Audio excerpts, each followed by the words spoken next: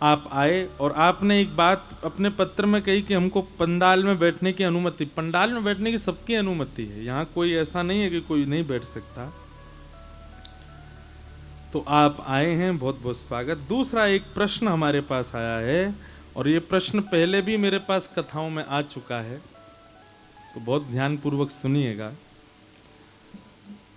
आपका प्रश्न है कि महाराज जी, मेरा श्री जी के प्रति लगाव ज्यादा है, लालजू की तरफ कम है, ऐसा क्यों है? क्या यह मेरी अज्ञानता है? लालजू से मित्रता है, परंतु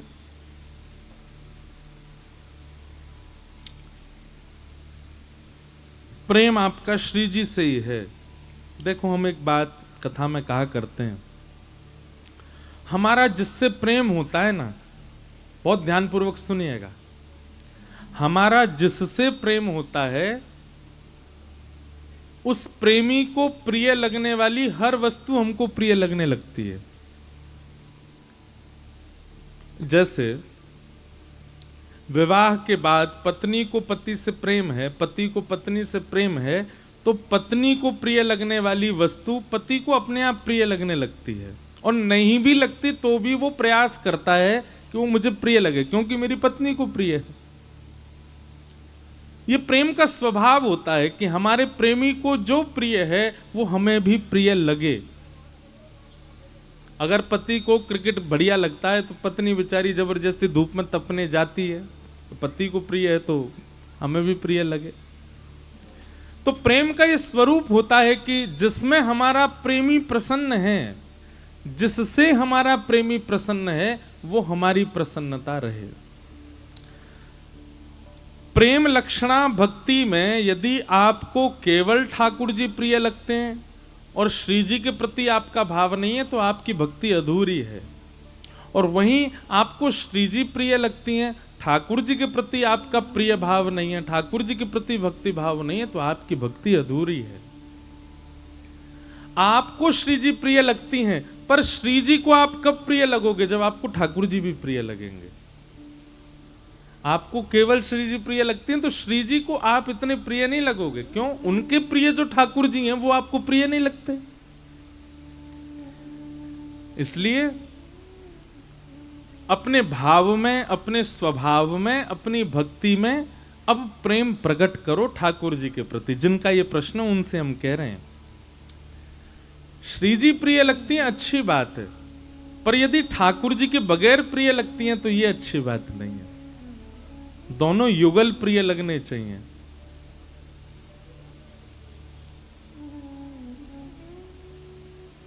हमारे वृंदावन में सारे ठाकुरों के नाम क्या हैं?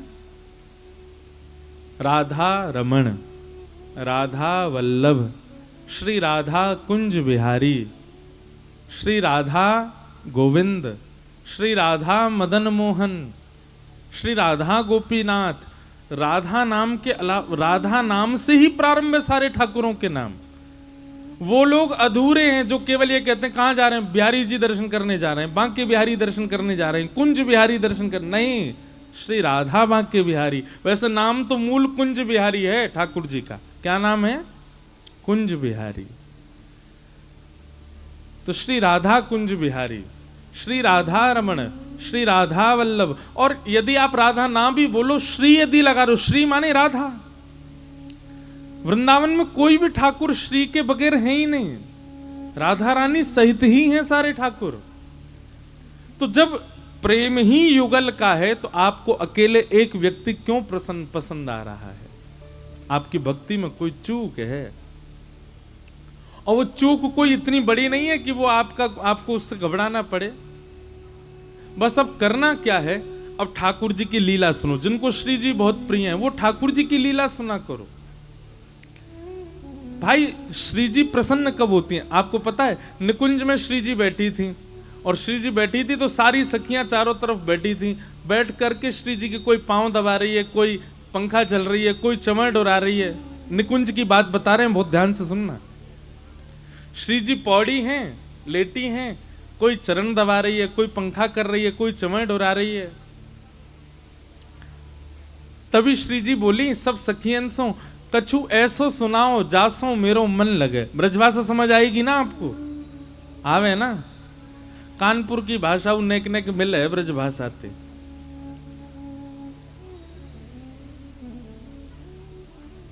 तो श्री जी बोली कछु ऐसो सुनाओ जासो मेरो मन लगे। तो सब सखियां जो थी ना वो कृष्ण नाम ध्वनि सुनाने लगी। जैसे ही कृष्ण नाम ध्वनि सुनाने लगी तो श्री जी उठ करके बैठ गए, बोले ठाकुर जी को नाम मत सुनाओ, तो मेरो ही नाम सुनाओ। तो ये बात सुनकर के ललिता विशाखा बोली ये कैसी बात है? श्री जी हमसों कह रही है कि मेरो ही नाम सुनाओ, मेरो ही नाम मुंह को सुनाओ।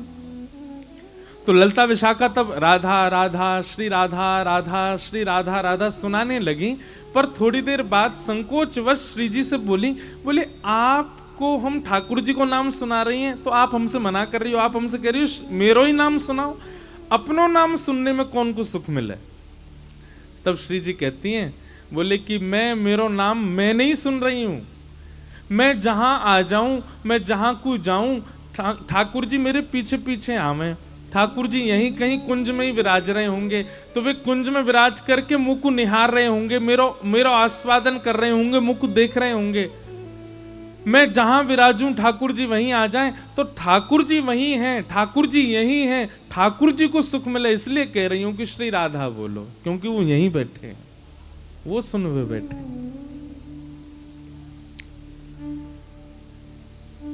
तो श्री जी को अति प्रेम है श्री लाल जी से, और आपको श्री जी से प्रेम है, लाल जी से उतना नहीं है। तो फिर आपसे कहीं चूक तो बन रही है। वैसे तो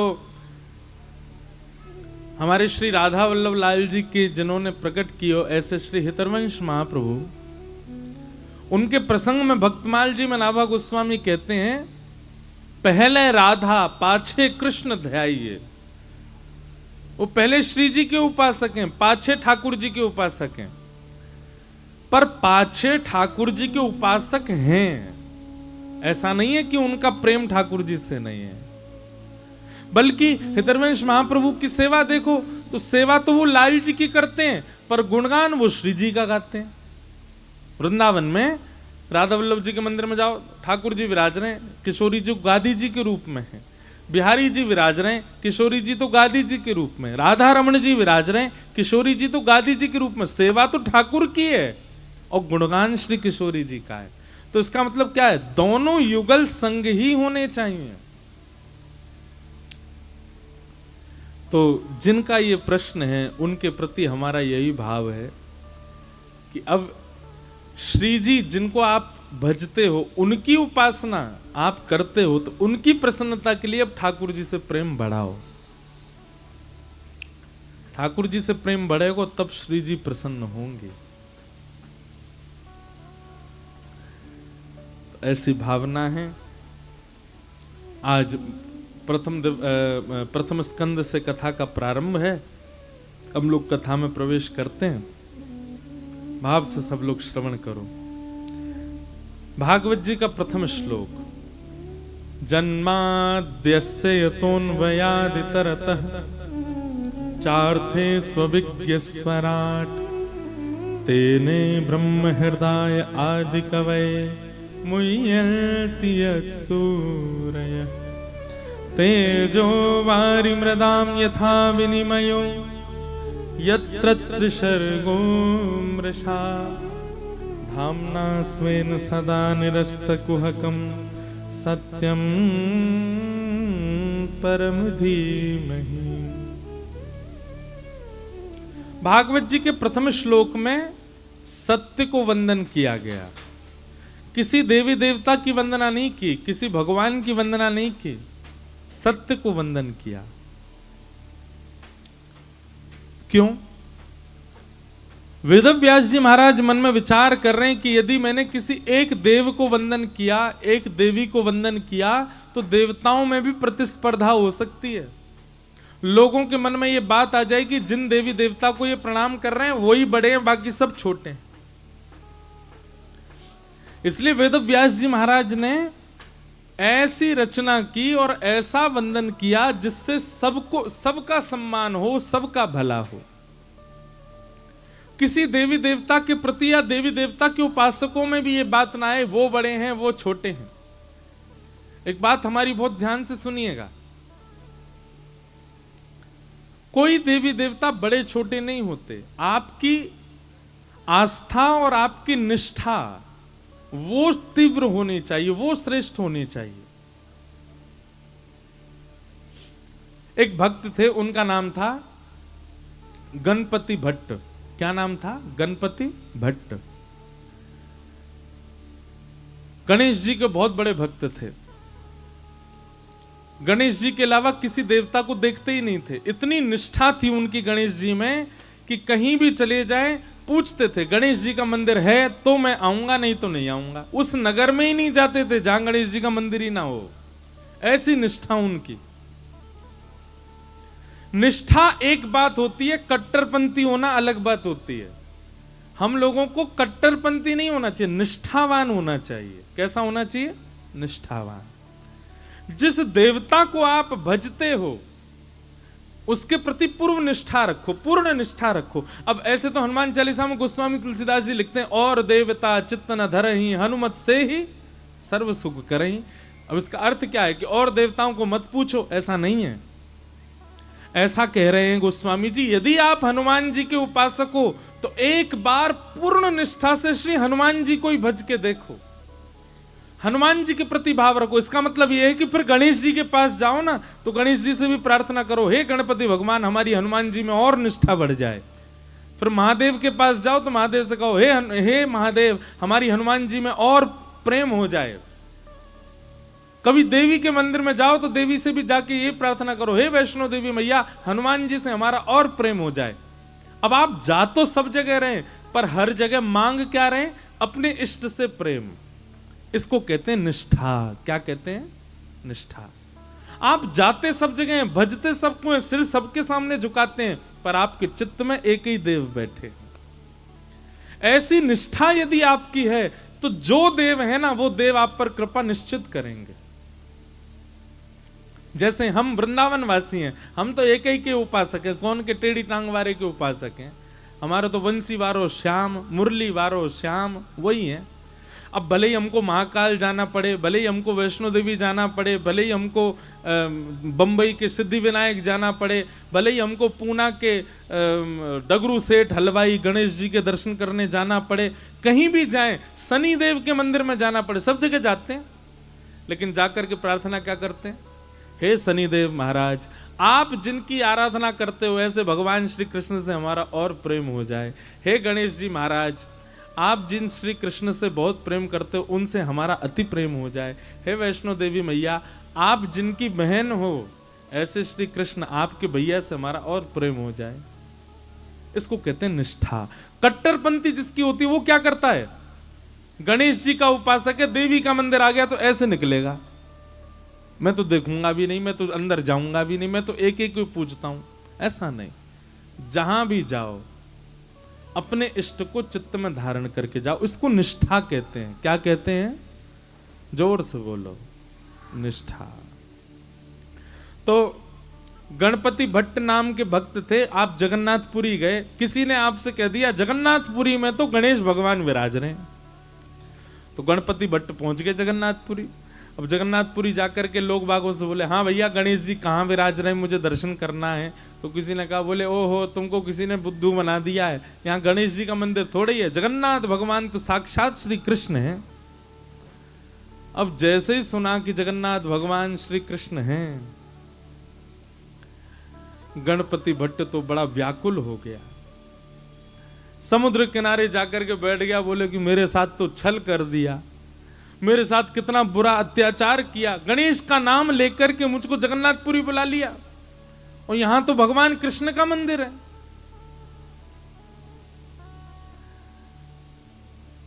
इतना व्याकुल हो गया, अपने चित्त पे हाथ रख के गणेश जी का स्मरण करने लगा, हे गणपति भगवान मेरी निष्ठा टूट ना जाए, मेरी अनन्य भक्ति टूट ना जाए, मैं सदा आपका ही रहूं, कृपा करना नाथ। उसकी निष्ठा पर जगन्नाथ भगवान इतने रीझ गए। वो निष्ठा किस में रखता है? गणेश जी में, पर गणेश जी के प्रति निष्ठा इतनी अटूट थी कि जगन्नाथ भगवान उससे रीझ गए। और जगन्नाथ भगवान ने मन बनाया, बोले कि ये इतना गणेश जी का उपासक है, मुझे इससे मिलना है। और जगन्नाथ भगवान एक नन्हे से बालक का रूप धारण करके गणपति भट्ट के पास आ गए। भैया तुम क्यों रो रहे हो? बालक बन के आए। ठाकुर जी कहने लगे क्या बताऊं, गणपति भट्ट कहने लगे क्या बताऊं, मेरे को गलती से यहां भेज दिया। मुझे बोला था कि मंदिर में गणेश भगवान है, पर यहां तो श्री कृष्ण बैठे हैं और मैं तो गणेश जी के अलावा किसी को नहीं मानता, मेरे इष्ट तो केवल गणेश जी हैं। तो भगवान छोटे से बालक के रूप में गए थे। गणपति भट्ट से बोले, अरे नहीं, तुमसे किसी ने झूठ बोला है, यहां जगन्नाथ जी जो हैं वो कृष्ण नहीं है, वो गणेश जी ही हैं। तुम जाओ, जाकर के उनका दर्शन करके आओ। गणपति भट्ट बोला, किसकी बात मानूं? मुझसे कोई कह रहा था कृष्ण है, तुम कह रहे हो वो गणेश जी हैं।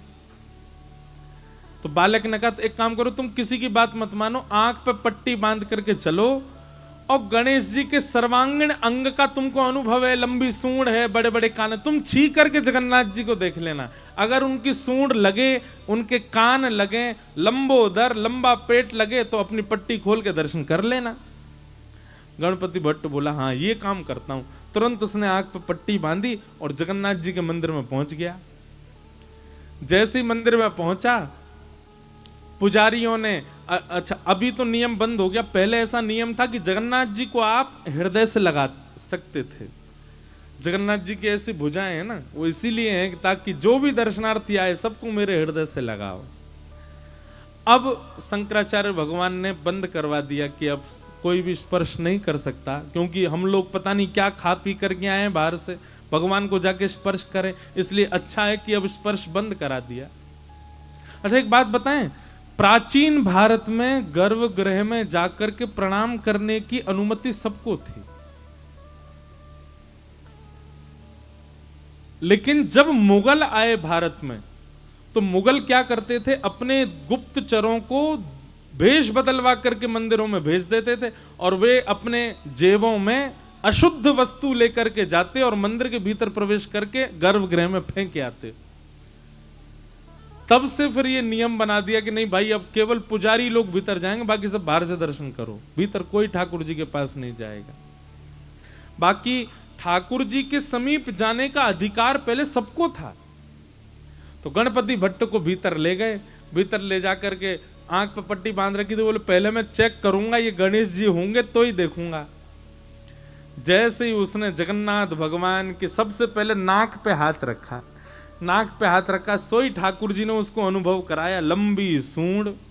अब वो तो ऐसे ऐसे पकड़े, बोले हाँ हाँ सूंड तो है इनकी। सूंड थी नहीं, भगवान ने माया से प्रकट कर दी। और गणपति भट्ट कहे, हाँ ये तो लंबी सूंड है। आंखों के पास कान के हाथ रखे तो महाराज लंबे लंबे कान, पकड़ पकड़ के, हाँ ये तो बड़े बड़े कान हैं। पेट पे हाथ रखा तो लंबोदर, लंबा पेट है। वो तो समझ गया महाराज ये तो गणेश जी हैं। और जैसे ही उसने प्रणाम किया तो भगवान ने अपनी सूंड से उसके सिर को ऐसे गुदगुदा और दिया, उसको विश्वास हो गया कि ये तो गणेश जी हैं। जैसे ही उसने पट्टी खोली, पट्टी खोल करके देखा तो गणेश जी तो नहीं थे, जगन्नाथ भगवान थे। ना उनकी सूंड है, ना उनके कान है, ना वो लंबोदर। अब तो वो बोला, ओहो मायावी कृष्ण, मायावी भगवान। आंख बंद करके स्पर्श करता हूं तो सूंड दिखती है, और आंख खोल के देखता हूं तो जगन्नाथ दिखते हैं, मेरी निष्ठा भंग हो गई। जैसे ही उसने ये बात कही, इतने में ही जगन्नाथ भगवान प्रत्यक्ष प्रकट हो गए और प्रकट होकर के उसको हृदय से लगा करके बोले, मुझे तेरी निष्ठा बहुत पसंद आई, तू अपने देव के प्रति इतना निष्ठावान है, लेकिन मेरी एक बात याद रख, कभी भी किसी में भेदभाव मत कर। तुम्हारी जिस देव में निष्ठा है उसमें पूर्व निष्ठा रखो, पर उसके अलावा किसी देव के पास जाने का अवसर मिले तो उससे चूको मत, वहां भी जाओ, वहां जाकर के भी उसको प्रणाम करो। ये सब मेरा ही विलास है, मैं ही गणपति हूं, मैं ही शिव हूं, मैं ही हनुमान हूं, मैं ही जगन्नाथ हूं। मैं ही भद्रकाली हूं, मैं ही वैष्णो देवी हूं, ये सब मेरा विलास है। इसलिए तू किसी भी प्रकार से भेद दृष्टि मत रख, क्योंकि भेद दृष्टि भक्ति में अपराध है। इसलिए इस अपराध के भागी मत बनो गणपति भट्ट। तुम गणेश के उपासक हो, इसका मतलब यह नहीं कि तुम अन्य देवताओं का तिरस्कार करो। इसलिए अपनी भक्ति को और पुष्ट करो, सब देवों में अपने गणपति का दर्शन करो। तब उस गणपति भट्ट का जो संशय था वो दूर हुआ, उसने जगन्नाथ भगवान को प्रणाम किया। तो भैया निष्ठावान बनिए। कई लोग कहते हैं, बोले हिंदू वैदिक समाज में, हमारे सनातन धर्म में इतने सारे देवता, किसको पूजें? किसी एक को पकड़ लो बस, और बाकी सबको क्या करें? बोले बाकी सबको उसी के भाव से प्रणाम करो, निष्ठावान रहो। हमारा हिंदू वैदिक सनातन धर्म बहुत सुंदर है। यहां पर हम सबको एक प्रकार से अंग्रेजी में कहूं तो चॉइस मिली हुई है। भाई जैसी तुम्हारी निष्ठा हो, उस देवता के श्री चरणों में प्रणाम करो, उस देवता को भजो। दल बदलू मत रहो। जैसे कोई अन्य देव की प्रशंसा सुनते हो तो अपने इष्ट का त्याग कर दो, ऐसा कभी मत करो। पर हां, वृंदावन रीति में जब आप जाओगे, वृंदावन भजन भाव में जब आप जाओगे, तो वहां राधा कृष्ण को आप अलग नहीं मान सकते। वहां ये दोनों आपके इष्ट हैं, वे युगल आपके इष्ट हैं। राधा कृष्ण स्वरूपां वै कृष्णं राधा स्वरूपिणौ कलात्मानं निकुंजस्थं गुरु रूपम सदा भजे। दोनों एक हैं। तो कहीं हम वैष्णव लोग प्रतिस्पर्धा ना करें देवताओं में, इसलिए वेदव्यास जी महाराज ने भागवत के पहले श्लोक में किसी देवी देवता को वंदन नहीं किया। क्या लिखा है? सत्यम परम धीमहि, जो भी परम सत्य है मैं उसको वंदन करता हूं। अब सब देवी देवता सोचने लगे, बोले वेदव्यास जी महाराज ने लिखा है जो परम सत्य मैं उसको वंदन करता हूं। कौन है परम सत्य? सब अपने आप को परम सत्य मानते हैं, सब देवी देवता मानते हैं कि हम परम सत्य हैं, तो सबको वंदन किया, सबको वंदन किया। ऐसे भागवत जी का प्रथम श्लोक में सत्य को वंदन किया। भागवत जी के द्वितीय श्लोक में 4 बातें बताई गई हैं, विषय, अधिकारी, संबंध और प्रयोजन। बहुत ध्यान से सुनिएगा। सबसे पहला, भागवत का विषय क्या है? तो धर्म प्रोजित कैतवोत्र परमो, सुनने वाले श्रोता के चित्त में परम धर्म की इच्छा प्रकट होना, यह भागवत का विषय है। एक होता है धर्म और एक होता है परम धर्म। हमारा धर्म क्या है बताइए? धर्म कहते किसको है? सुबह उठना, उठ करके स्नान करना, यह धर्म है। स्नान करके बाल भोग पाक करके माता पिता को प्रणाम करके अपने काम से बाहर जाना, यह धर्म है। दिन भर परिश्रम करके धन कमाना, यह धर्म है। रात्रि घर आकर के घर की सारी असुविधाओं को सुविधाओं को देखना, यह धर्म है। पत्नी को समय देना, बच्चों को समय देना, मित्रों को समय देना, परिवार के लिए विचार करना, ये सब धर्म है। ये परम धर्म नहीं है, ये धर्म है। हम जो जीते हैं सही तरीके से, सही मायने से, उस सबको धर्म कहा जाता है। आप व्यापारी हो, ये आपका धर्म है। मैं कथा वक्ता हूं, ये मेरा धर्म है। क्रिकेटर क्रिकेट खेलता, वो उसका धर्म है।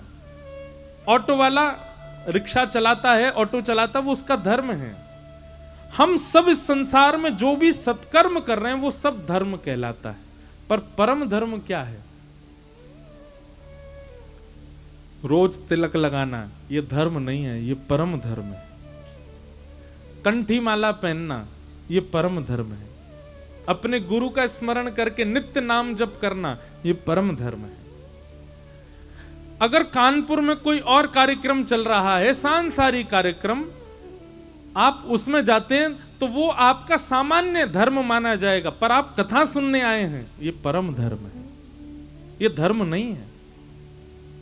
सीधी बात, जिन क्रियाओं को करने से संसार बढ़ता है वो धर्म है, और जिन क्रियाओं को करने से परलोक सुधरता है वो परम धर्म है। समझ में आई बात?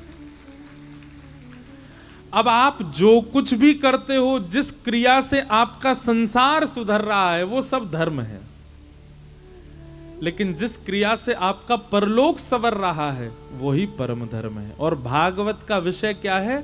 श्रोता के चित्त में परम धर्म की और इच्छा प्रकट करना। कथा सुनने के बाद आप परम धर्म उपासक बन जाओगे। समझ में आई बात?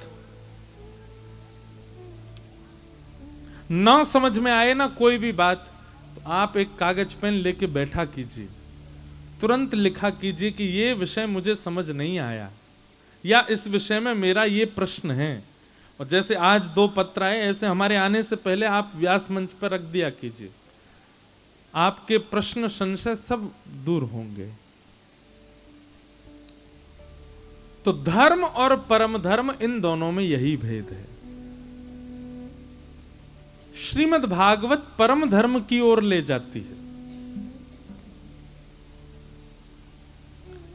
एक और उदाहरण दें। धर्म और परम धर्म का अर्थ क्या है? धर्म का मतलब जिससे आपका शरीर, आपका देह, आपका तन ये पुष्ट होता है वो धर्म है, और जिससे आपकी आत्मा पवित्र होती है वो परम धर्म है। स्विमिंग पूल है पीछे, नहाना मत, कूद मत जाना उसमें, इसमें स्नान करना ये एक प्रकार का धर्म मान सकते हो आप, लेकिन गंगा जी में स्नान करना वो परम धर्म है। सामान्य जल वस्तु में स्नान करना, सामान्य जल स्थानों पर रहना ये धर्म हो सकता है, पर पवित्र नदी में स्नान करना ये परम धर्म है। समझ में आई बात? मनाली घूमने जाना, शिमला जाना, कश्मीर जाना ये धर्म हो सकता है, पर वृंदावन जाना, वैष्णो देवी जाना, बद्रीनाथ जाना, केदारनाथ जाना ये परम धर्म है। धर्म और परम धर्म में यही अंतर है।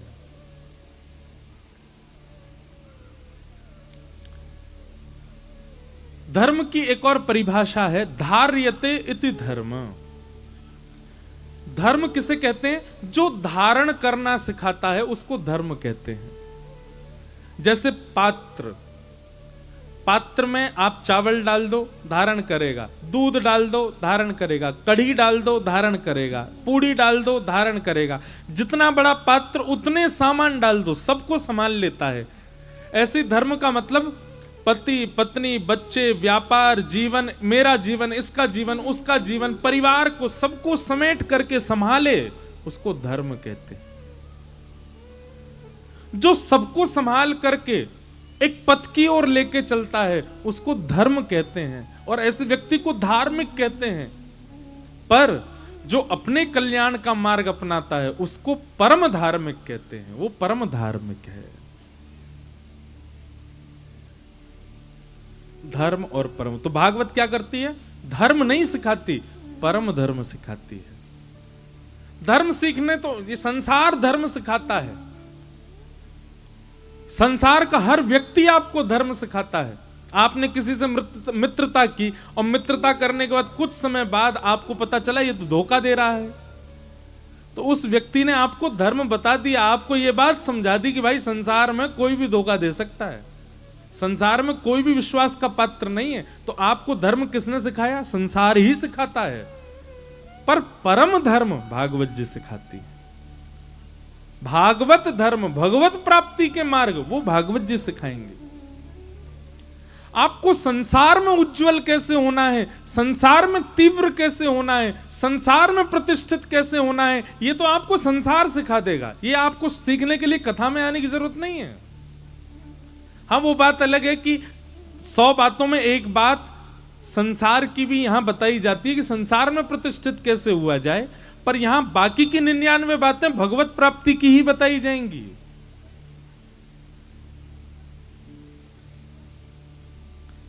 संसार में तीव्र कैसे होना वो तो संसार। अब बिल गेट्स दुनिया का सबसे अमीर आदमी, उसने कथा नहीं सुनी होगी कभी, लेकिन वो दुनिया का सबसे अमीर आदमी है। उसको किसने सिखा दिया ये? अब पहले था, अब तो और भी उससे भी ज्यादा हो गए।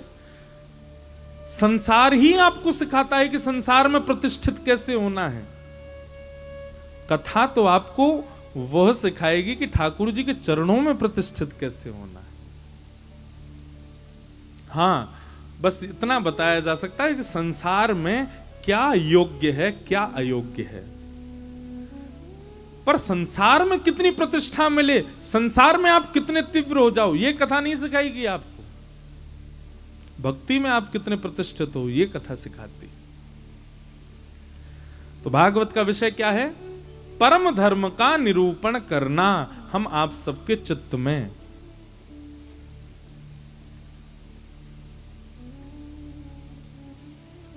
अब रैदास जी, नाम सुना है रैदास? सबने सुना होगा। रैदास जी जो हैं ये धार्मिक थे कि परम धार्मिक थे? बताओ।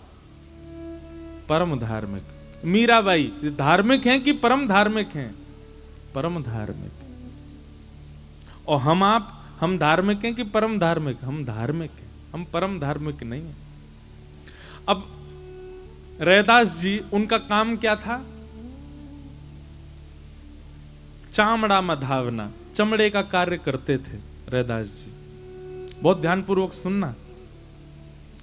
रैदास जी के चरित्र में आता है कि आपके स्थान पर एक बार काशी नरेश आया, बनारस का राजा काशी नरेश। और काशी नरेश ने आकर के, काशी नरेश जैसे आकर के बैठा तो रैदास जी ने उसको देखा। तो थोड़ी देर सत्संग सुनने के बाद में रैदास जी ने उसको कहा, हाथ करो आगे, चरणामृत लो। तो काशी नरेश के चित्त में एक बार के प्रति संशय आ गया, मैं इनके हाथ से कैसे ले लूं, ये तो चमड़े का काम करते हैं, चाम्रकार हैं। फिर भी सब बैठे थे तो उसने संकोच तो किया, हाथ आगे किया तो उन्होंने अपने कमंडल में से लकड़ी का कठौता था, उसमें से थोड़ा सा जल दिया, बोले चरणामृत है। तो जल हाथ में लेकर के काशी नरेश सोचने लगा, इसमें थोड़े बहुत चमड़े के अंश तो होंगे, चमड़े का काम करते हैं। तो उसने क्या किया, पिया नहीं, ऐसे बस इशारा किया और पूरा जल यहां से नीचे बहा दिया। जल गिर करके उसके वस्त्र पर गिर गया। और जैसे ही वस्त्र पर गिरा, वस्त्र पर गिरते ही जैसे केसर युक्त जल अगर सफेद वस्त्र पर छींटा दे दिया जाए, हल्दी का जल पीला पीला हो जाता है, ऐसे पीले पीले धब्बे पड़ गए उसके वस्त्र पर। वापस आकर के राजा काशी नरेश ने अपनी जो अचकन पहन करके गया था, वो धोबी के यहां भिजवा दी। बोले इसको साफ करो, इसको बिल्कुल स्वच्छ करके भेजो।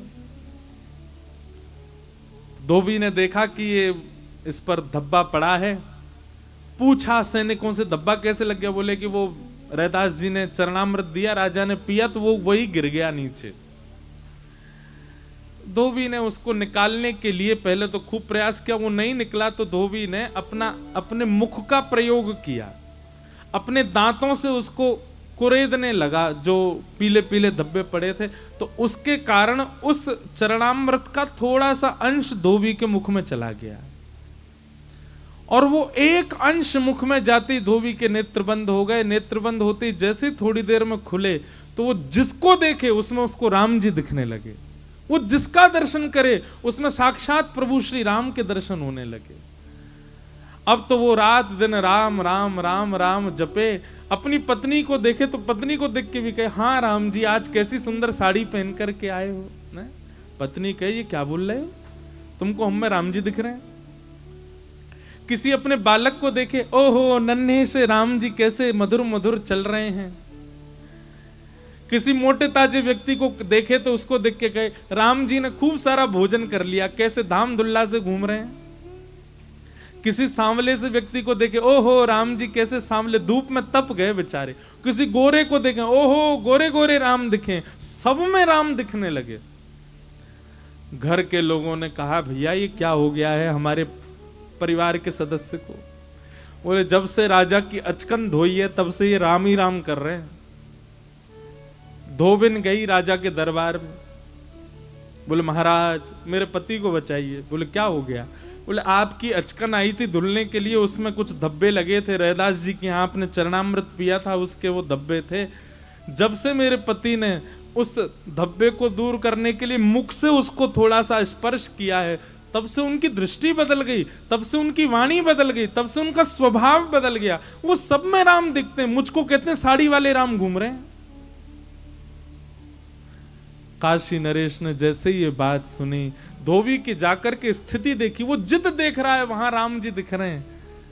काशी नरेश समझ गए, बोले मैंने रैदास जी के द्वारा दिए गए उस चरणामृत का अपमान किया, और इस धोबी ने एक अंश मुख में धारण कर लिया, इसकी दृष्टि बदल गई।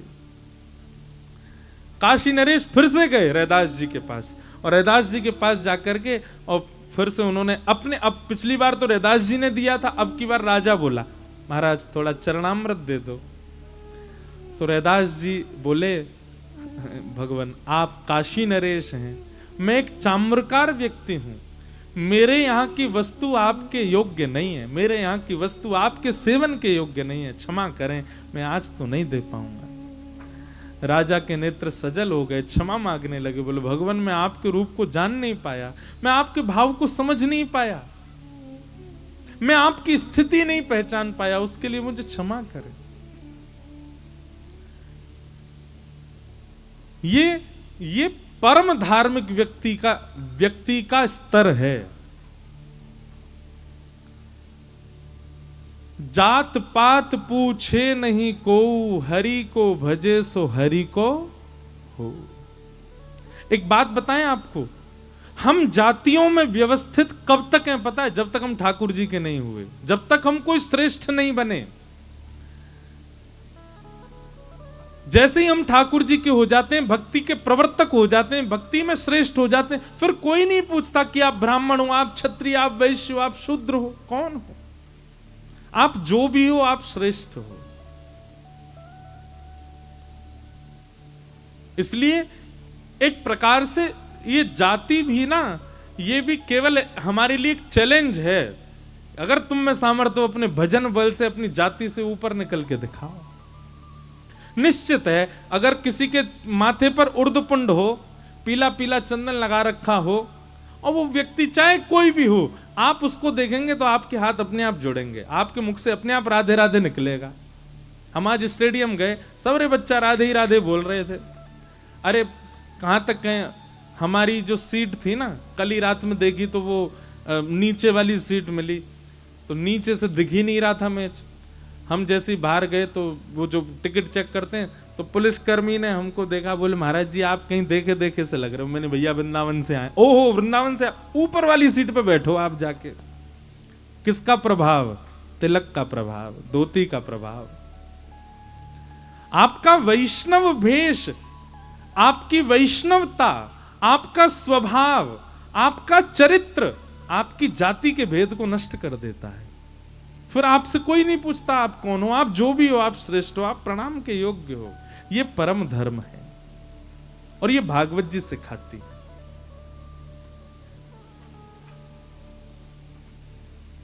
इसलिए भैया वैष्णव भक्त बन जाओ और अपनी जाति की बेड़ियों को तोड़ करके ऊपर निकल पड़ो, परम भागवत हो जाओ, परम वैष्णव हो जाओ।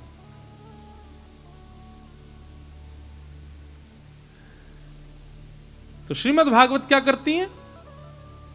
परम धर्म सिखाती हैं। यह भागवत का विषय। अब दूसरी बात, भागवत का अधिकारी कौन है? तो कहते हैं निर्मत्सराणाम सताम, जिसके चित्त में मात्सर्य दोष नहीं है। मात्सर्य दोष किसको कहते हैं? बहुत ध्यानपूर्वक सुनिए सब लोग, इधर देखो। मात्सर्य दोष कहते हैं किसी की श्रेष्ठता देख करके जब आपको उससे चिढ़ हो जाती है। आपसे किसी ने कहा हमारे बच्चे के तो 99% मार्क्स आए हैं, 99% आए हैं, और आपके ये सुनते ही हृदय में आग लग जाए हमारे बच्चा के तो नहीं आए, तो समझो आप कथा के अधिकारी नहीं हो। लेकिन आपके बालक के 70% आए और सामने वाले के 95% आए, और यह सुनकर के आप प्रसन्न हो जाओ, तो समझ जाना आप ही भक्ति के पथ के अधिकारी हो। किसी की श्रेष्ठता और उज्जवलता से आपको पीड़ा नहीं होती है, तब आप कथा के अधिकारी हो। क्षमा करें। ये प्रतिस्पर्धा का भाव, ईर्ष्या का भाव यदि आपके चित्त में बहुत प्रकट होता है तो आप कथा में आकर के भी आप कथा समझ नहीं पाओगे। कथा में बैठ कर के भी आपको ऐसा लगेगा मुझे समझ में तो आ नहीं रही, मुझे तो नींद आ रही है। क्यों? निश्चित ही आपके हृदय में ईर्ष्या का भाव है। अगर ईर्ष्या का भाव चित्त में नहीं होता, हो ही नहीं सकता कि आपका कथा में मन ना लगे।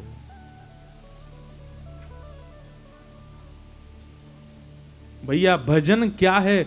भजन का मतलब यह नहीं कि नाम जब आप कितना करते हो, भजन का मतलब यह कि आपने अपनी बुरी कितनी आदतों को सुधारा है।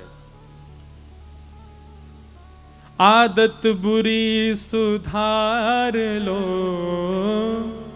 एक पद हम गाते हैं कथा में, सब लोग गाना मेरे साथ। भजन किसको कहते हैं? सुनो। मन की तरंग मार लो, बस हो गया भजन हो। सब लोग गाओ। बस हो गया भजन। देखो आपका मन हो रहा है कि कानपुर की चाट खानी है हमको,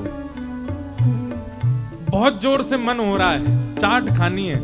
लेकिन उसी समय आपने क्या किया? रसोई घर में गए, करेला की सब्जी रोटी से खा ली। इच्छा तो हो रही थी चाट की, पर खाया क्या आपने? करेला की कसेली सब्जी खा करके मन को मार लिया। आप भजनानंदी हो।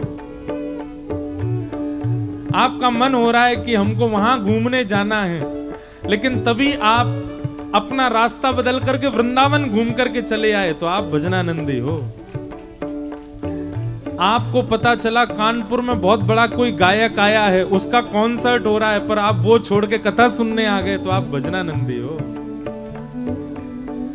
नाचने कूदने खेलने के लिए आपको कोई स्थान मिले, लेकिन आप उस स्थान का त्याग करके कहीं भक्ति भागवत भजन में नृत्य करने जा रहे हो, तो आप भजनानंदी हो।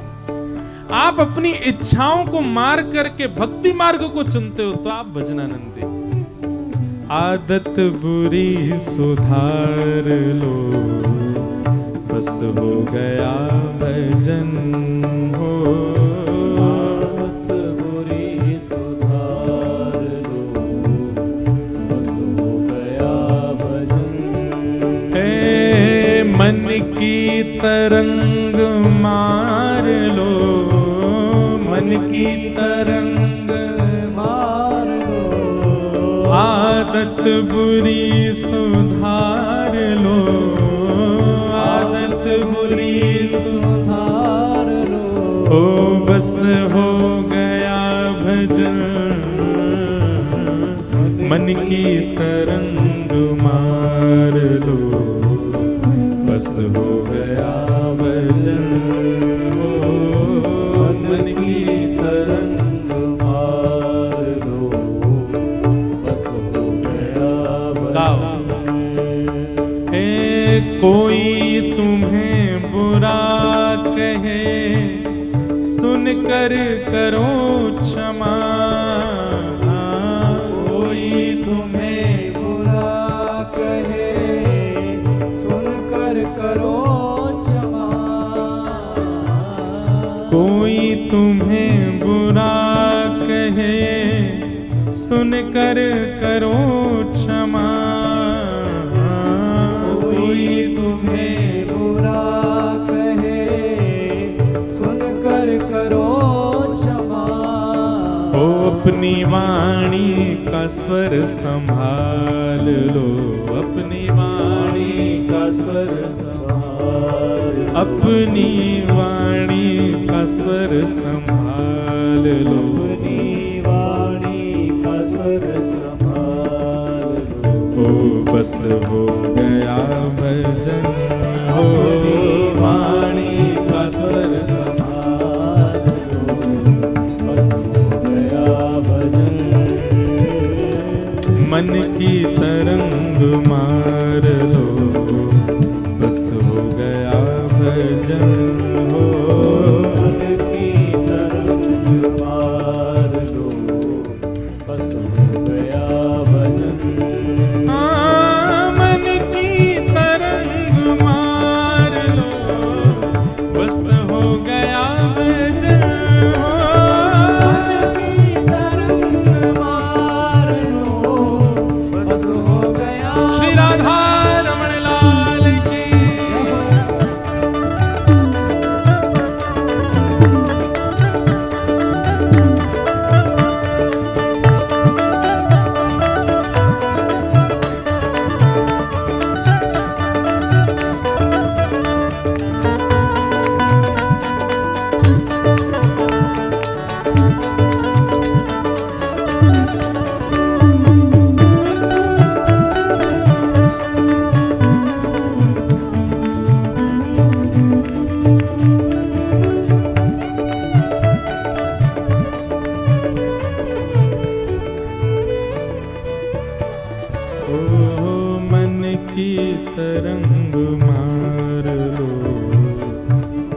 हो गया भजन हो। तरंग मार लो, बस हो गया भजन।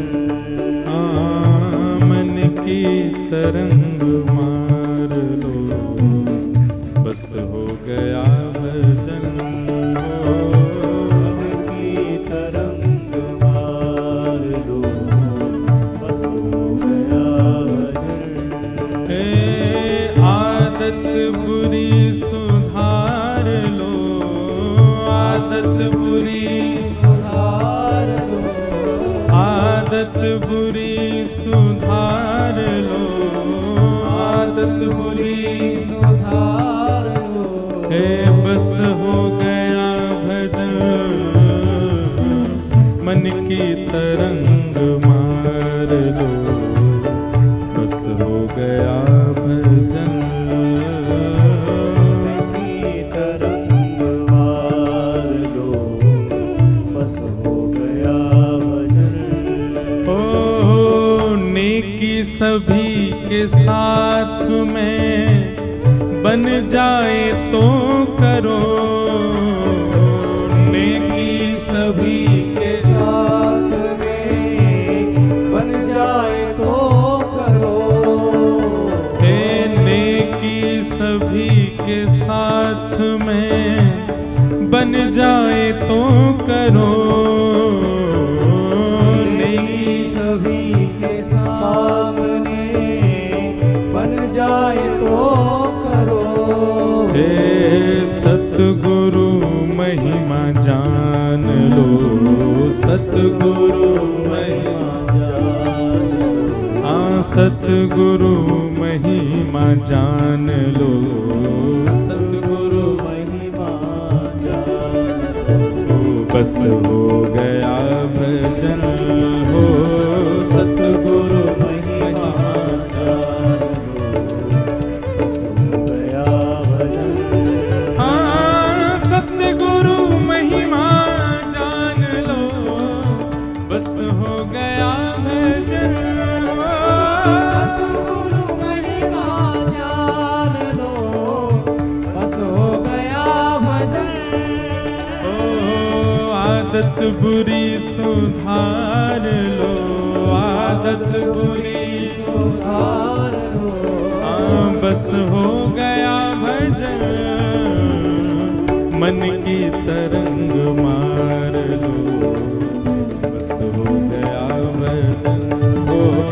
मन की तरंग मार लो, बस हो गया भजन। आए हो तुम कहाँ से और जा रहे कहाँ, आए हो तुम कहाँ से, हमारा उद्देश्य क्या है जीवन का? क्या हम केवल खाने पीने हंसने बैठने और कमाने के लिए आए संसार में? मतलब करोड़ों लोगों को, खरबों लोगों को ठाकुर जी ने एक ही काम के लिए भेजा, खाओ पियो कमाओ और मर जाओ। क्या इसी के लिए संसार में सबका जन्म होता है? नहीं। अपना उद्देश्य जानिए, क्यों आए आप संसार में? आए हो तुम कहाँ से और जा रहे कहाँ, आए हो तुम कहाँ से और जा रहे कहाँ। ओ मन से सही विचार लो, मन से सही विचार, मन से सही विचार लो, मन से सही गाओ। बस हो गया भजन हो, मन से सही विचार लो, बस हो गया भजन। मन से सही विचार लो, बस हो गया भजन। मन से सही विचार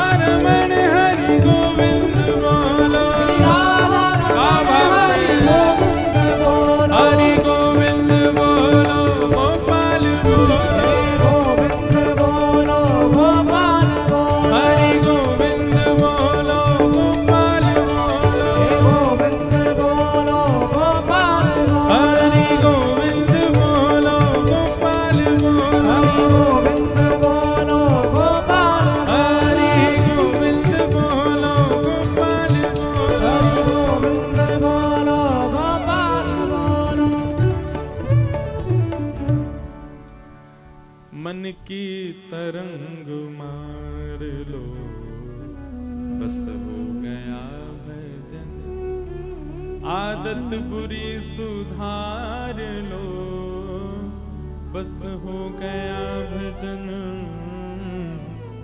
यही भजन है।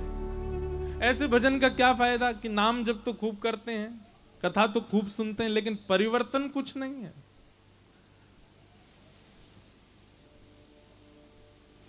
उसका बदलाव कुछ नहीं है। एक बात आप हमारी बहुत ध्यान से सुनिएगा,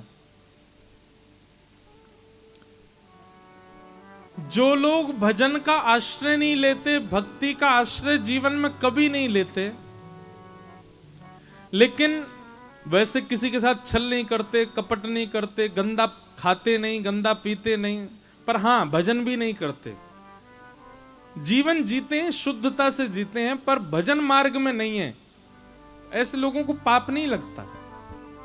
पर ध्यानपूर्वक सुनिएगा, भजन का आश्रय लेते हैं, गुरु का आश्रय लेते हैं, कथा भी सुनते हैं, तिलक भी लगाते हैं, सब प्रकार से भक्ति भाव जीवन में लेकर के आ चुके हैं, लेकिन दूसरों के साथ छल भी करते हैं, कपट भी करते हैं, ईर्ष्या भी करते हैं, द्वेष भी करते हैं, मांस भक्षण भी कर लेते हैं, कभी कभी पान भी कर लेते हैं। सीधी बात, भक्ति का मार्ग भी अपना रखा है, लेकिन साथ ही साथ संसारी विषयों को भी भोगते हैं, ऐसों को जरूर पाप लगता है। हम इसका उदाहरण एक भाव से कहा करते हैं कथा में कि नीचे जो लेटा है वो कितनी भी करवट बदले वो गिरेगा ही नहीं, क्योंकि पहले ही गिरा पड़ा है। गिरता वही है जो ऊपर लेटा होगा, जो बिस्तर पर लेटा होगा। बिस्तर पर लेटा है मतलब भक्ति मार्ग में है।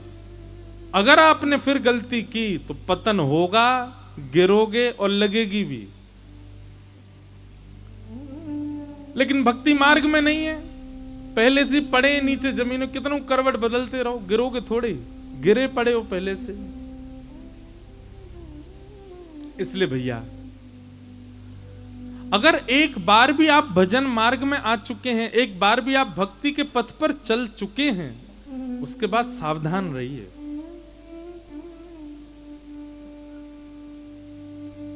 भैया जो पैदल चल रहा है ना, पहुंच तो वो भी जाएगा जहां उसको पहुंचना है। हवाई जहाज में बैठने वाले को बेल्ट लगानी पड़ती है, हवाई जहाज में बैठने वाले को सावधानी रखनी पड़ती है। क्यों? वो ऊपर आकाश से उड़ेगा, पहुंच जल्दी जाएगा, लेकिन असावधानी होते ही गिर सकता है। पैदल व्यक्ति को ज्यादा सावधानी नहीं रखनी पड़ती, धीरे धीरे चलेगा, समय बहुत लगेगा लेकिन पहुंच जाएगा। तो पैदल चलने वाला व्यक्ति कौन है? संसारी व्यक्ति है। उसको अब यहां से बेंगलोर जाना है, बेंगलोर पैदल कोई चल के जाए, कितना समय लगेगा? 1-1.5 साल लग जाएगा उसको पहुंचने में। थोड़ा जल्दी चलेगा, बहुत ही ज्यादा तो फिर हो सकता है 6-7 महीना में पहुंच जाए, इतना दूर है। लेकिन हवाई जहाज से जाने वाला व्यक्ति हवाई जहाज में बैठे 2.5 घंटा में पहुंच जाएगा। लेकिन हवाई जहाज में बैठने वाले को ध्यान रखना पड़ता है, बेल्ट लगा करके बैठो, अपने सामान का ध्यान रखो, ऑक्सीजन कम हो, मास्क लगाना आदि आदि, वो सब व्यवस्थाओं में रहना पड़ता है। ऐसे ही भजन मार्ग भक्ति मार्ग है। भक्ति मार्ग पर चलने वाले व्यक्ति को लक्ष्य की प्राप्ति बहुत जल्दी हो जाती है, पर उसको सावधान बहुत रहना पड़ता है। समझ में आई बात? तो इसलिए भैया, अगर भक्ति मार्ग अपनाया है, भक्ति पथ अपनाया है, सावधानी भी अपनाओ।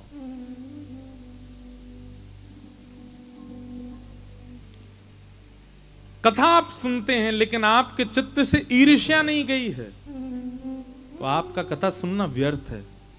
हम तो कथा में एक ही बात कहते हैं, क्रोध कम नहीं हो चलेगा, लोभ कम नहीं हो चलेगा, ईर्ष्या नष्ट होनी चाहिए कथा से।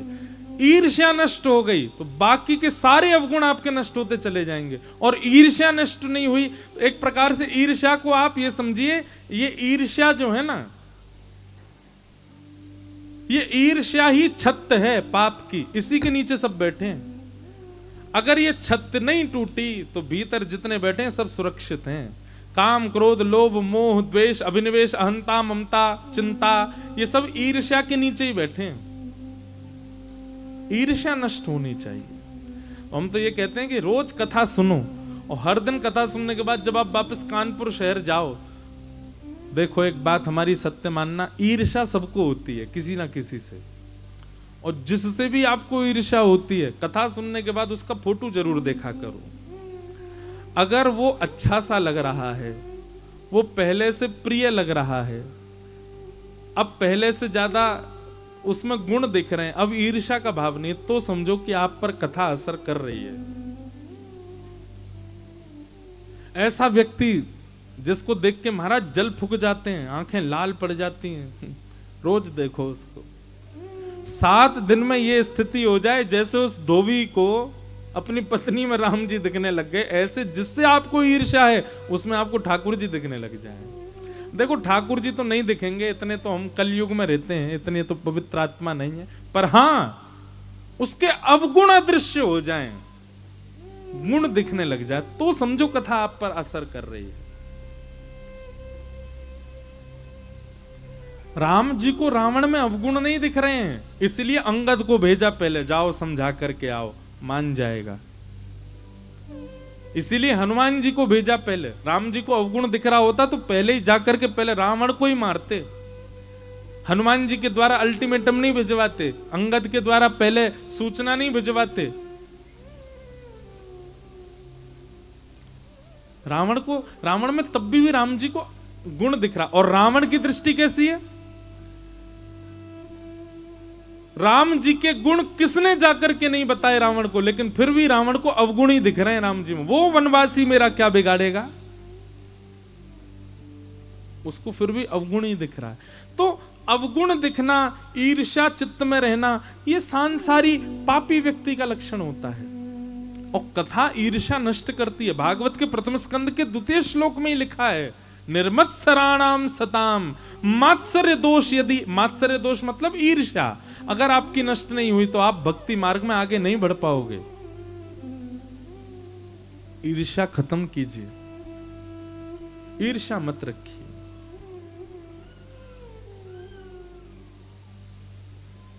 निर्मत्सराणाम सताम। एक बार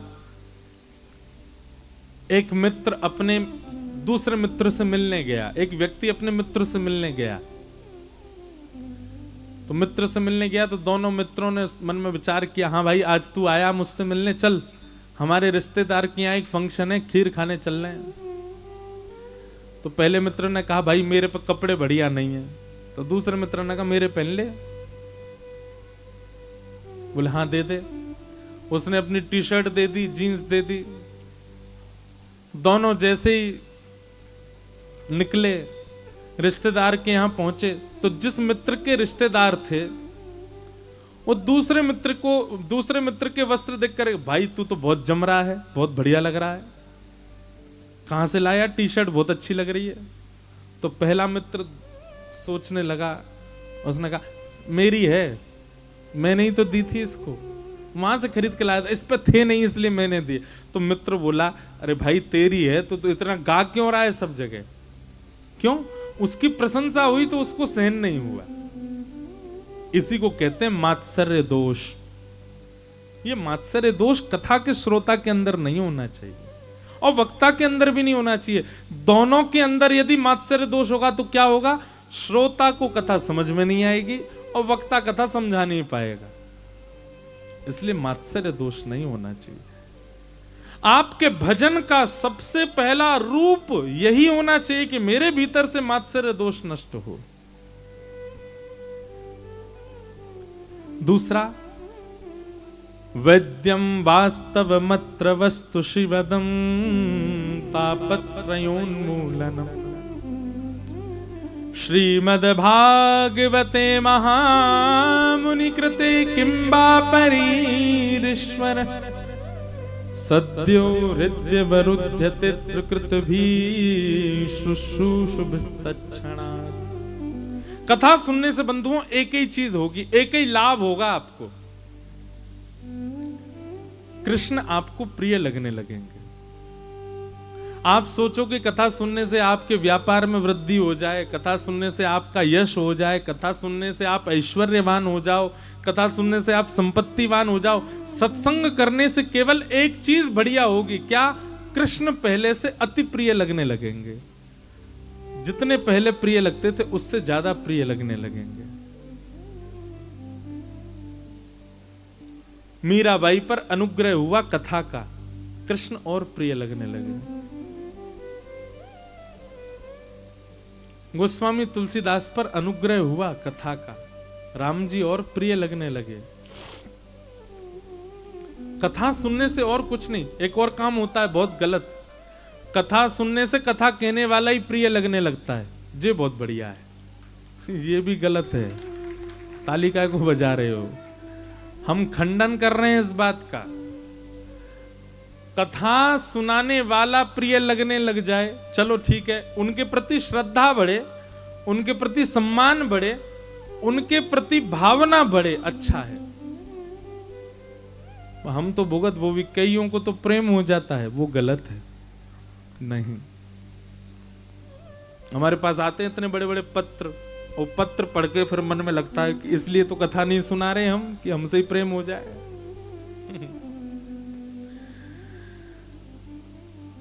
हम तो बिचौलियां हैं, मतलब लड़का के लिए लड़की बताने वाला, लड़की के लिए लड़का बताने वाला। लेकिन उल्टा हो गया, क्या? लड़की के लिए लड़का बताया था, लड़की को बिचौलिया ही पसंद आ गया। तो वो तो फिर अपराध हो जाएगा ना। वक्ता के प्रति, कथा कहने वाले के प्रति श्रद्धा हो, सम्मान हो, भावना हो, पर प्रेम तो कृष्ण से ही होना चाहिए। प्रेम तो उनसे ही बढ़ना चाहिए।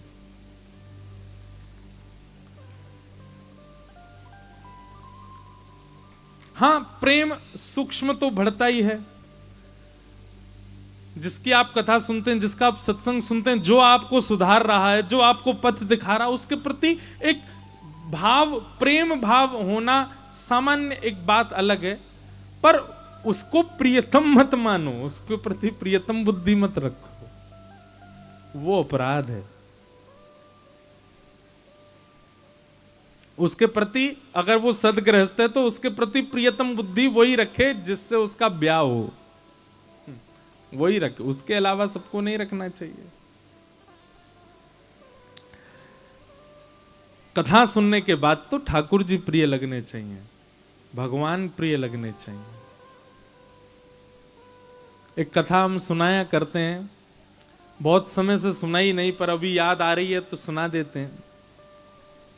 हमारे वृंदावन में एक भगत हुआ, उसका नाम था भोंदू। क्या नाम था? भोंदू।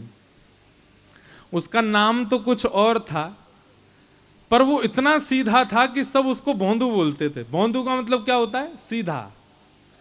जैसे घर का बालक बहुत सीधा हो, सरल हो, सब उसको ये बोलते हैं ये तो भोंदू है, बिल्कुल सीधा सरल है। और एक बात, हमारी बात सुन लीजिएगा बहुत ध्यान से, ज्ञानी ठाकुर जी को पाने में पीछे छूट जाएंगे, वैरागी भगवान को पाने में पीछे छूट जाएंगे, त्यागी भगवान को पाने में पीछे छूट जाएंगे, योगी भगवान को पाने में पीछे छूट जाएंगे, पर भोंदू भगवान को पाने में सबसे आगे रहेंगे। जो सरल है, जो सीधा है, जिसके चित्त में छल नहीं है, जिसके चित्त में कपट नहीं है, आपने कहा दिन तो दिन, आपने कहा रात तो रात, ऐसे को ठाकुर जी बहुत जल्दी मिल जाएंगे। ठाकुर जी को भोंदू बहुत प्रिय है। कबीर दास जी की पत्नी के विषय में हमने पढ़ा है, उनकी पत्नी पता है कैसी थी? कबीर दास जी कभी कभी सुई में धागा पिरोते थे, तो धागा पिरोने के लिए सूर्य के प्रकाश में बैठे हैं, धूप निकल रही है, 12 बज रहे हैं दोपहर के, खूब प्रकाश हो रहा है, और वो अपनी पत्नी से कहते थे, अरे सुनती हो? बोले हाँ जी बोलो। वो धागा पिरोना है सुई में, जरा दीपक जला के लाओगी? तो दीपक जला के बैठेंगे तो धागा पिरोएंगे उसके प्रकाश में। अरे भाई अंधेरा हो रहा हो, शाम हो रहा हो तो दीपक मंगाओ, तुम प्रकाश में बैठ करके दीपक मंगवा रहे हो। उनकी पत्नी कैसी थी? वो पूछती नहीं थी, तुरंत दीपक लेकर के आके धर देती थी, आप सुई पिरो लो। कबीर दास जी की पत्नी को भी ठाकुर जी का साक्षात्कार हुआ। क्यों? सरल थी, सहज थी। इसलिए भैया एक बात हमारी बहुत ध्यान से सुन लीजिए, आप जितने चतुर बनोगे संसार के उतने प्रिय रहोगे, और जितने सीधे बनोगे ठाकुर जी के उतने प्रिय रहोगे। चतुर व्यक्ति संसार को प्रिय होता है।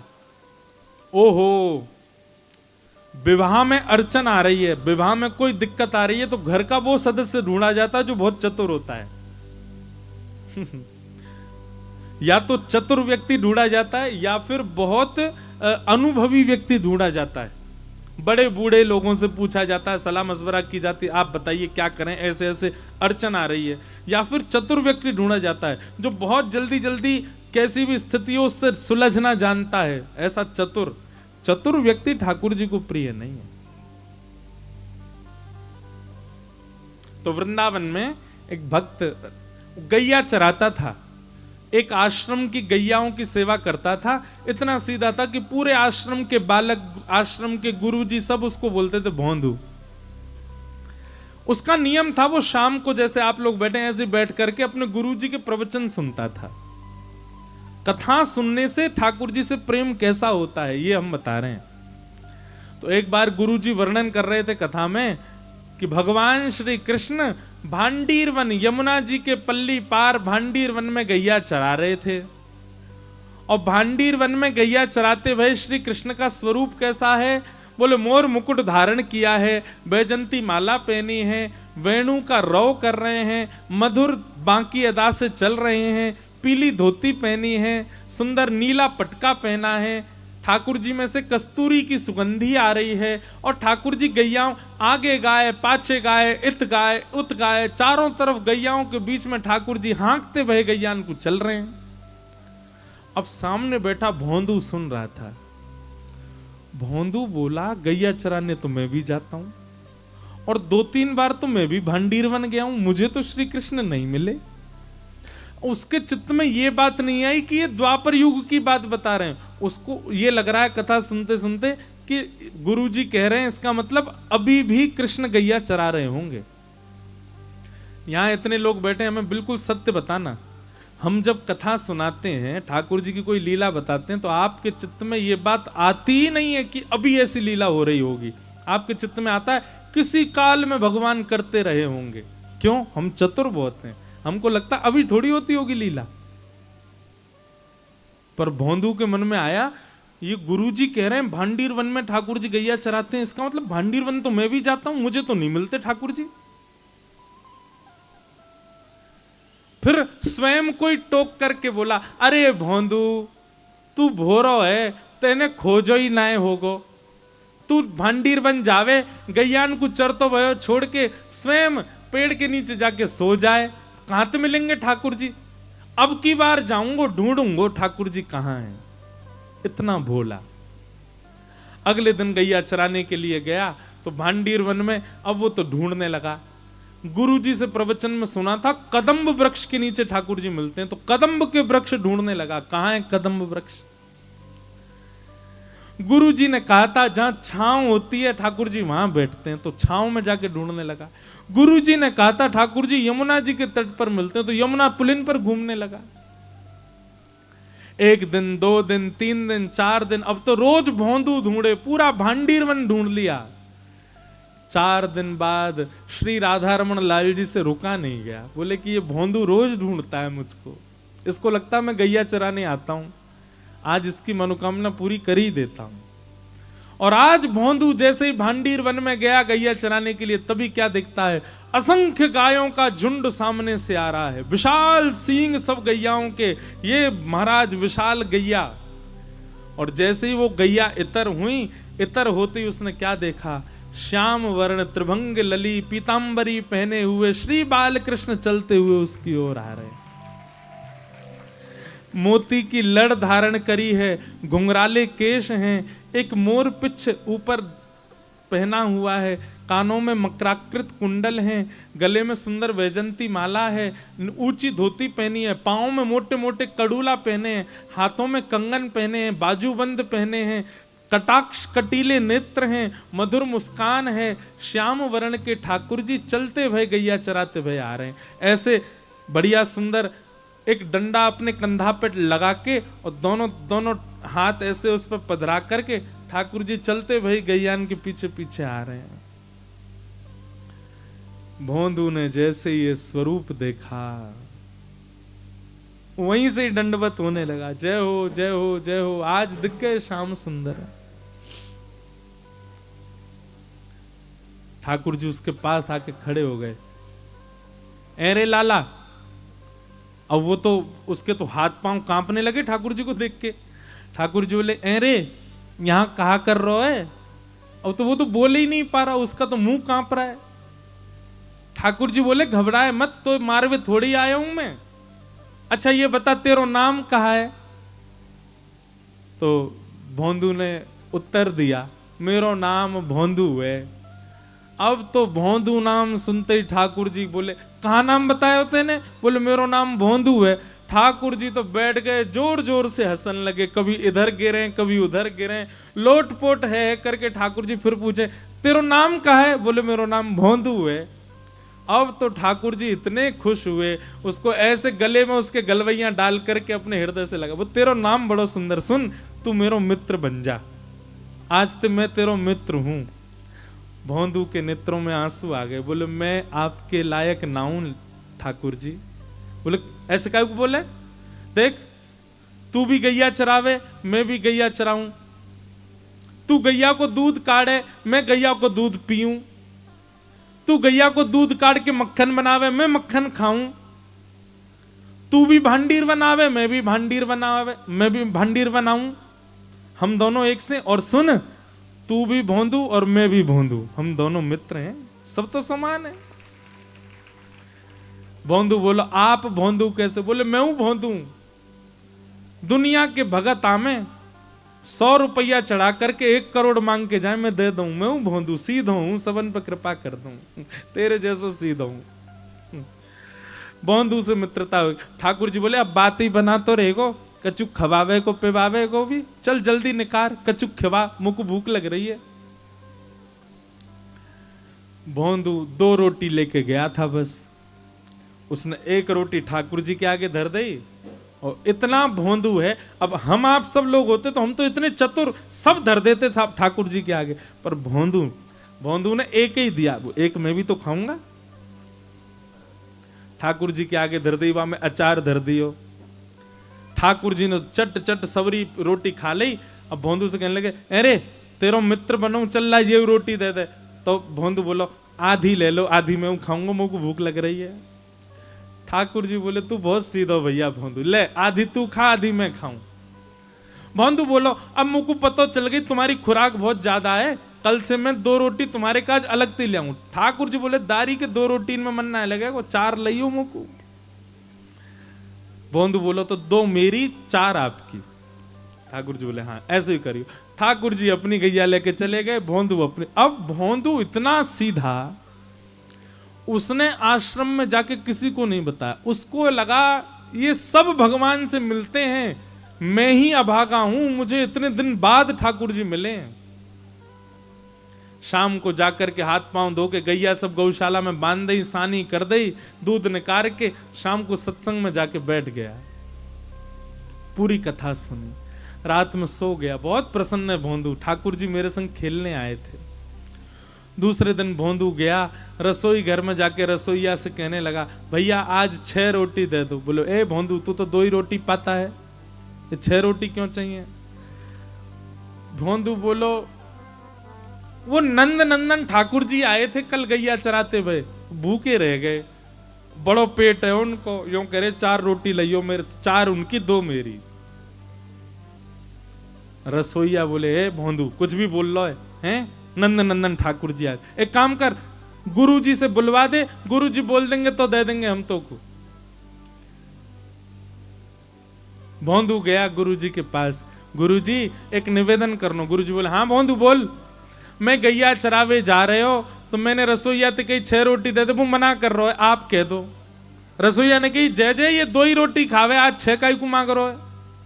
बोले, अरे भोंदू तू 6 क्यों मांग रहे हो? बोले, नंद नंदन यशोदा नंदन ब्रज उर चंदन जिनकी आप कथा सुनाते हो, श्री कृष्ण, कल वो आए थे गैया लेके, मेरी सबरी रोटी ने खा गए, या हमारे वो भूखे रह जाएं, उनके काजे रोटी ले जा रहा हूं, आप आज्ञा दे दो। गुरुजी बोले, ए भोंदू इधर आ। कौन आते हैं? बोले, गुरुजी आप जिनकी चर्चा सुनाते हो ना, भांडीर वन में गैया चराने आते हैं, पीली पीतांबरी पहनते हैं, टेढ़ा मुकुट पहनते हैं, कानों में मकराकृत कुंडल पहनते हैं, वैजंती माला पहनते हैं, सांवरे सलोने बंशी बजाते हैं, कटाक्ष नेत्र हैं, मधुर मुस्कान है, वही नंद नंदन श्री कृष्ण कल गैया चरावे भांडीर वन में मुंह को मिले, मेरी रोटी खा गए, या हमारे में आज ज्यादा ले जा रहा हूं। गुरुजी समझ गए, बोले भोंदू झूठ नहीं बोलता, भोंदू सच में वो आए थे। हाँ गुरुजी। अच्छा, जब वो आए थे तो उनकी सुगंधी कैसी थी? बोले, गुरुजी ऐसा लग रहे हो मानो जैसे कोई ने केसर चंदन घिसके और वो धर दिया हो कटोरी में, वाकई जैसी सुगंधी आवे वैसी सुगंधी। भागवत जी में वर्णन है, ठाकुर जी में से चंदन की सी सुगंधी आती है। गुरुजी के नेत्र सजल हो गए। बोले, और बताना। बोले, घुंघराले केश हैं और घुंघराले केशन की बेणी बनी भई है, और वह बेणी में ऐसी मोर पिछ ठाकुर जी पहन के आमे। गुरुजी बोले, और बताना भोंदू। बोले, ठाकुर जी जब जोर से ठहाको मार के हंसे ना, उनके दंतावली देख करके, उनकी मधुर मुस्कान देख करके तो ऐसा लगे कोटि कोटि चंद्रमा उन पे वार दो, इतने सुंदर लगे। और बताना भोंदू। बोले, गुरुजी कल जब उनने मेरे गले में गलवैयां डारो ना, तो जैसे हम आप एक दूसरे के गले में गलवैयां डारें तो निष्ठुर था को अनुभव होवे, ऐसा अनुभव होवे या कि हड्डी चुभ रही है। पर जब कल उनने मेरे गले में गलवैयां डारी ना, मुझको ऐसा अनुभव ही ना भयो, मुझको तो ऐसा लगो कोई मखमली गद्दा मेरे कंधा पे धर दियो, इतने कोमल अंग उनके। गुरुजी को विश्वास हो गया कि इसको कृष्ण मिले। हाथ पकड़े, भोंदू मेरो एक काम करेगो? बोले, हाँ बताओ ना गुरुजी। वो आज भी आएंगे? बोले, हाँ आएंगे। तू उनको लेके आश्रम आ जाएगा? भोंदू के मन में आया, गुरुजी इतने शिष्य आपके, आप मुझसे ही क्यों कह रहे हो कि इतने योग्य बालक, सब पढ़ना लिखना जानते हैं, सब संस्कृतज्ञ, मैं तो ग्वारिया हूं, मुझे तो गैया चराते मिल गए कल गलती से। आप सबको तो वो रोज ही मिलते होंगे ना, आप किसी भी बालक को कह के बोल, मैं कैसे लाऊं? गुरुजी ने हृदय से लगा लिया, बहुत भोला है भोंदू तू। हाँ सबको मिलते हैं, लेकिन हम चाहते हैं कि तू ही लेके आ उनको। भोंदू तो इतना खुश हो गया कि गुरुजी ने मुझको पहली बार कोई कार्य दिया है। निकल पड़ा, आज बड़े उत्साह में गया भांडीरवन। भांडीरवन जैसे ही पहुंचा तो विलंब से पहुंचा, ठाकुर जी पहले ही पहुंच गए थे। ठाकुर जी बैठे थे, आया, जय जय क्षमा कर दियो, आज विलंब है। बोले, नहीं हम तो ते नाराज हैं, तू विलंब ते क्यों आयो? भोंदू बोलो, आज गुरु जी ने रोक लियो, फिर रसोईया ते मेरी ने झड़प है गई, रोटी ना दे रहो आपके काजे। तुरंत उसने पोटली खोली, ठाकुर जी की 4 रोटी उठा के दे, अभी भी 6 नहीं दी है ठाकुर जी को, 4 ही रखी है सामने। जे आपकी 4 रोटी, जे आपको अचार, और जे मेरो है या मत खा जाइयो, कल भूखो रह गयो मैं आपकी वजह से। ठाकुर जी रोटी पाने लगे, भोंदू ऐसे घुटने दबा रहा ठाकुर जी के। ठाकुर जी के, जय जय एक मेरी बात मानोगे? बोला, हाँ। इतने वर्ष है गए मुझको गैया चराते हुए, मेरे गुरुदेव ने पहली बार मुझसे एक जिज्ञासा करी है। ठाकुर जी बोले, क्या जिज्ञासा? आप मेरे संग आश्रम चलो गुरु जी के पास। ठाकुर जी रोटी पाते जा रहे हैं। ए भोंदू देख, तू हमारो मित्र है, हम तेरे मित्र हैं, जे गुरु जी बीच में मत लावे। बस मैं तोते मिलूंगा, तू मोते मिलेगा, और कोई से ना मिलूंगा मैं, सबंत मना कर दे। तू मेरो सखा है, बस मैं तोते मिलूंगा और कोई तो ना मिलूंगा। भोंदू बोलो, पहली बार गुरुजी ने कोई काम दियो, ऐसा तो मत करो। अरे मैं तो आपको जानतो ही ना हो, मैं तो आपको पहचानतो ही ना हो, मैं तो कितने वर्षन तो यहाँ पे गैया चरावे आ रहा हूं, मुझको पता ही नहीं कि आप भी आओ। गुरुजी ने ही तो बताई, गुरुजी ने ही तो परिचय करायो, गुरुजी की कृपा से ही तो मैं आपसे मिलो। अगर गुरुजी नहीं होते तो मैं आपसे कैसे मिलता? उन गुरुजी की इतनी बात तो मान लो, आप चल दो। ठाकुर जी बोले, देख भोंदू, हमारी अंतिम बार बात सुन ले, तू बस हमारो सखा, और कोई से हम बात नहीं करेंगे। भोंदू बोलो तो नहीं जाओगे आप गुरुजी के पास? ठाकुर जी बोले नहीं जाएंगे। बोले अंतिम बार पूछ रहा हूं, जाओगे कि नहीं जाओगे? ठाकुर जी बोले नहीं जाएंगे। भोंदू ने एक रोटी तो ठाकुर जी पा रहे, 3 रोटी सामने पड़ी, तीनों उठा लेंगे। बोले जेऊ गुरु जी की नो मत खाओ। और सुनो, जे आधी रोटी अभी बची याकूब दे दो, ये भी गुरु जी की रसोई में बनी है, याकूब मत खाओ। ठाकुर जी के हाथ से आधी रोटी छीन ली भोंदू ने।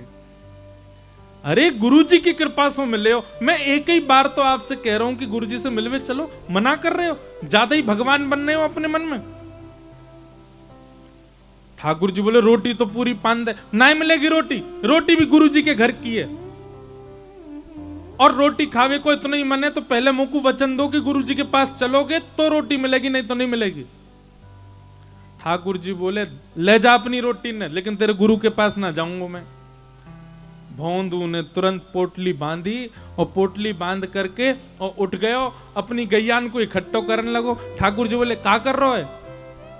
बोले क्या कर रहा हूं? का गैयान ने लेके जा रहा हूं कहीं और सुनो, मैं क्यों जाऊं, तुम जाओ, तुम जाओ यहां पे, अपनी गैयान ने लेके कहीं और चरावे जाओ, जे भांडीर बने, जे भी मेरे गुरुजी ने बतायो, यहां आप अपनी गैया लेके नहीं आओगे, कहीं और गैया चराओ। ठाकुर जी बोले देख ऐसे गुस्सा मत करे, हम तेरे सखा हैं। भोंदू बोलो मैंने तो आपसे कही ना कि मेरे सखा बनो, खुद ही आए, आकर के मेरे गले में गलवैया डाल के भोंदू नाम सुन के हंसन लगे। और सुनो, जे भोंदू नाम इतनो प्रिय लगो ना, जे भी मेरे गुरुजी ने धरो मेरो नाम तो कुछ और है, सब मुख भोंदू बोले। ठाकुर जी बोले देख भोंदू तू उदास मत हो। नहीं उदास तो मैं है गयो और नाराज है गयो, और सुनो आम पाम 100 साल की कट्टी, मिलवे मत आइयो मोते, मोए कोई संबंध ना रखनो आपते, चले जाओ। ठाकुर जी मनी मन तो प्रसन्न हो रहे, कितना बोला है। अब फिर ठाकुर जी पकड़, देख तू भोंदू जाने ना, मैं भगवान हूं, मैं परमात्मा हूं, मैं ऐसे सबंत मिलन लगो तो फिर बवाल है जाएगो। तो सबते मिलवे की कौन कह रहा हो, मेरे गुरु जी ते मिल लो। बोले तू समझे ना है, आश्रम जाऊंगो, एक गुरु ते मिलूंगा तो वृंदावन में इतने आश्रम है, सब गुरु कहेंगे हम तो क्यों ना मिल रहे, हमारे भजन में कोई कमी। तो भोंदू बोलो तो कहा जा रहा हो सबंत मिल लो। ठाकुर जी बोले तू समझेगो ना बात है। भोंदू बोलो मोए ना समझ रहा हूं, अंतिम बार पूछ रहा हूं चलोगे कि नहीं? ठाकुर जी बोले मैं ना जा सकूं। भोंदू बोलो ठीक है, तो अब कल से मैं आपको नहीं दिखूंगा। और भोंदू अपनी गैया लेके जान लगा। वो वास्तव में नाराज हो गया ठाकुर जी से। ठाकुर जी ने कही भोंदू, अरे भोंदू रुक जा। भोंदू ने पीछे पलट के भी नहीं देखा। चलते चलते चलते चलते जब भोंदू इतना दूर चला गया कि दिखना बस बंद होने ही वाला था, ठाकुर जी से रुका नहीं गया। अरे ठाकुर जी का कोई त्रिलोक थोड़ी छिन रहा था, ठाकुर जी का कोई वैकुंठ लोक थोड़ी छिना जा रहा था, भोंदू ही तो जा रहा है, जाने देते। लेकिन ठाकुर जी को इतना प्रेम हो गया, भोंदू से दौड़ करके गए और भोंदू के कंधे पर जाकर के लद गए, और लद करके बोले अब ले चल अपने गुरुजी के पास, चल तेरे गुरुजी तो ही मिल के आऊंगा आज मैं। और भोंदू ऐसे पीछे अपने कंधा पे लटका करके, पीछे से तो हाथ ऐसे कर रखे हैं ठाकुर जी ने, और यहां से दोनों ऐसे पैर पकड़ करके भोंदू अपने कंधा पे लेकर के ठाकुर जी को गया।